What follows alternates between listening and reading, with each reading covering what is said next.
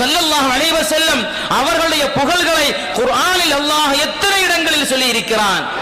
நபிகள் நாயகத்தை புகழக்கூடாது அப்படின்னு சொன்னா குர்ஆனை ஓத முடியாது. நமக்கு சய்யிதுனா ரசூலுல்லாஹி ஸல்லல்லாஹு அலைஹி வஸல்லம் அவர்களை புகழக்கூடாது அப்படின்னு ஒருவர் சொன்னால் குர்ஆனை ஓத முடியாது.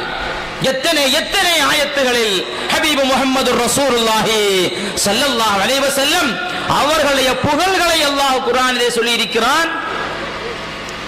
எத்தனையோ சூரத்துகள் முழுவதுமாக நபிகள் நாயகம் ஸல்லல்லாஹு அலைஹி வஸல்லம் அவருடைய புகழ் சொல்லப்பட்டிருக்கிறது. குர்ஆனில் மிகச்சிறிய சூரா சூரத்துல் கௌசர். அந்த சூரத்து அதனுடைய 3 ஆயத்தும் நபிகள் நாயகம் ஸல்லல்லாஹு அலைஹி வஸல்லம் அவர்களுடைய புகழ்ச்சி தான். நபிகள் நாயகத்தை அன்றுள்ள மக்கா குஃபார்கள் குறை சொன்ன பொழுது அதற்கு பதிலடியாக நபிகள் நாயகத்துடைய சிறப்புகளை சொல்லி அல்லாஹ் ஒரு சூரத்தையே இறக்கி வைத்திருக்கிறான். நபிகள் நாயகத்தை புகழும் கூடாது, புகழ்வது குற்றம் என்று சொன்னால் குர்ஆனை நம்மால் ஓத முடியாது.